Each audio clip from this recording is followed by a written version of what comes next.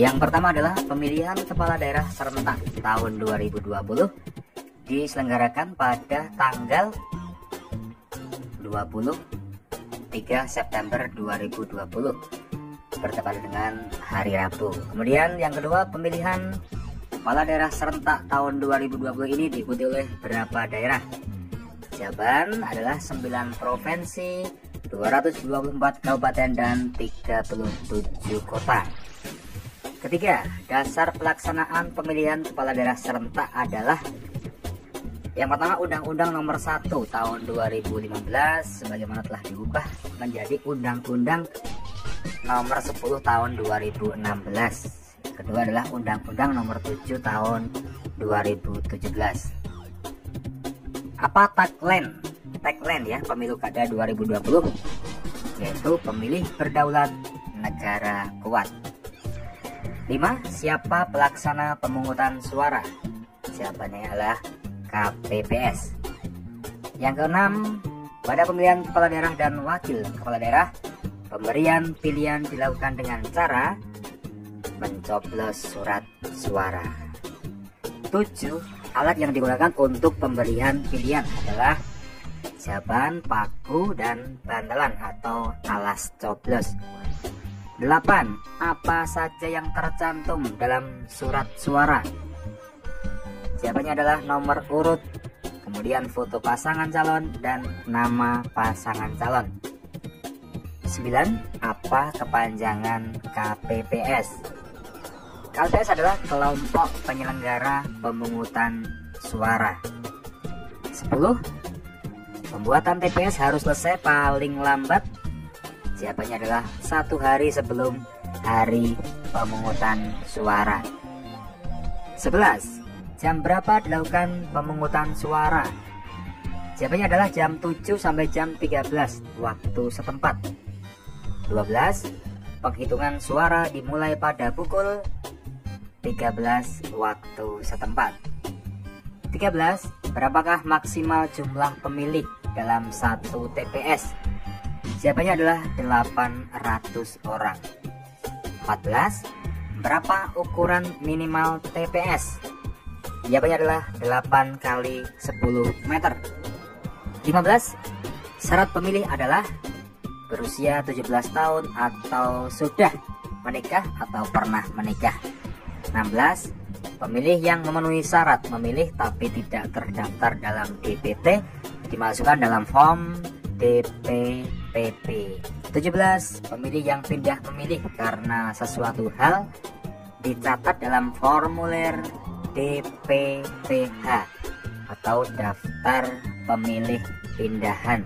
18. Ketua KPPS wajib mengumumkan hari, tanggal, waktu, dan nama TPS kepada pemilih di wilayah kerjanya paling lambat 5 hari sebelumnya.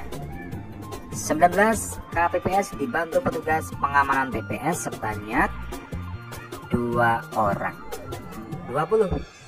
Berapakah jumlah saksi yang bisa diberikan surat mandat untuk setiap TPS? Jawabannya adalah 2 orang dan hanya 1 orang yang bisa masuki TPS dalam satu waktu. 21. DPT yang telah disahkan oleh KPU diumumkan oleh, jawabannya adalah PPS. 22. Apa saja yang tercantum dalam DPT? Yang pertama adalah nama, NIK, tempat tanggal lahir, jenis kelamin, usia, alamat, status perkawinan. 23. Petugas pemutakhiran data pemilih diangkat oleh, jawabannya adalah PPS. 24. KPPS wajib menyampaikan formulir C6 KWK atau undangan kepada pemilih paling lambat 3 hari sebelum hari pemungutan suara. 25. Berapakah jumlah surat suara yang diterima di masing-masing TPS? Jawabannya adalah sejumlah DPT ditambah dengan cadangan 2,5%. 26. Salah satu contoh TPS yang ramah untuk penyandang disabilitas adalah membuat TPS yang tidak berundak. 27. Saat menjadi PPS adalah berusia minimal 17 tahun.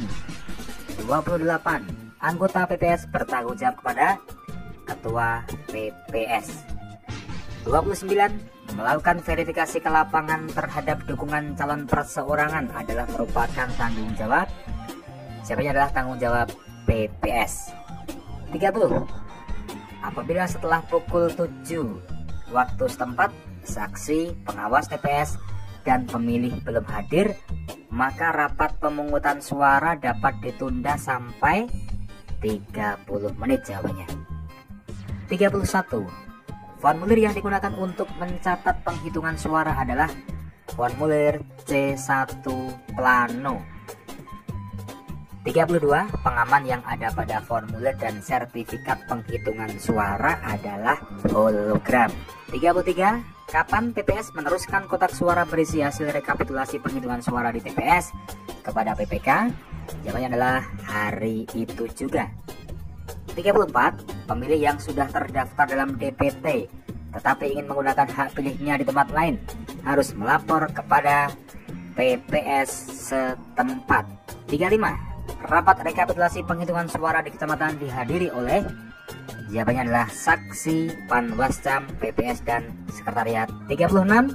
Yang memegang tanggung jawab akhir penyelenggaraan pemilihan adalah KPU. 37. Pengawas pemilihan di tingkat kecamatan adalah panwascam atau kepanjangannya adalah panitia pengawas pemilihan kecamatan. 38. Pengawasan penyelenggaraan pemilihan di tingkat kabupaten atau kota adalah Panwaslu atau panitia pengawas pemilu. 39. Pengawas pemilu lapangan atau PPL dibentuk oleh Panwascam. 40. Yang tidak memiliki hak pilih adalah, jawabannya TNI dan Polri. Kemudian 41. Komposisi jumlah personil penyelenggara pemilu mulai dari KPU, KPUD provinsi, KPU kabupaten kota, PPK, PPS, KPPS adalah 7, 5, 5, 5, 3, dan 7. 42. Lembaga yang menangani terjadinya pelanggaran kode etik penyelenggaraan pemilihan adalah DKPP. 43. Apa kepanjangan dari DKPP? DKPP adalah Dewan Kehormatan Penyelenggara Pemilu. 44. Syarat calon bupati atau pasangan bupati dan wali kota berpendidikan minimal SMA sederajat. Kemudian 45. Agar dapat mencalonkan pasangan calon, setidaknya harus didukung oleh berapa persen kursi DPRD? Jawabannya adalah 20%. 46. Apabila DPT dalam pemilu sebelumnya berjumlah 700.000 pemilih, maka syarat dukungan bagi calon pasangan perseorangan untuk bupati atau wali kota minimalnya adalah 7,5%. Ini sesuai dengan PKPU nomor 3 tahun 2017, di mana ketika pemilu sebelumnya DPT-nya adalah sampai dengan 250.000, maka minimal dukungan adalah 10%. Kemudian DPT 250.000 sampai dengan 500.000 adalah minimal 8,5%. DPT 500.000 sampai dengan 1 juta minimal 7,5%. Dan DPT di atas 1 juta minimalnya adalah 6,5%. Ini minimal harus tersebar di 50% lebih kecamatan yang ada di kabupaten atau kota tersebut. Kemudian 47, KPPS dibentuk oleh PPS. 48, yang membentuk PPS adalah, jawabannya KPU kabupaten atau kota. 49, yang melaksanakan rekapitulasi hasil penghitungan suara di tingkat kecamatan adalah PPK dibantu PPS. 50, pengawas pemilihan di tingkat desa adalah PPL atau pengawas pemilu lapangan. 51, sengketa hasil pemilu disebut perselisihan hasil pemilu. 52, permohonan perselisihan hasil pemilu harus diajukan paling lambat berapa lama setelah KPU mengumumkan hasil pemilu? Jawabannya adalah 3 kali 24 jam. Nah teman-teman, demikian 52 contoh soal yang saya rangkum. Semoga kalian sukses dalam mengikuti seleksi tertulis panitia pemungutan suara di tahun 2020 ini. Nantikan video saya selengkapnya. Jangan lupa subscribe, like, and comment. Terima kasih.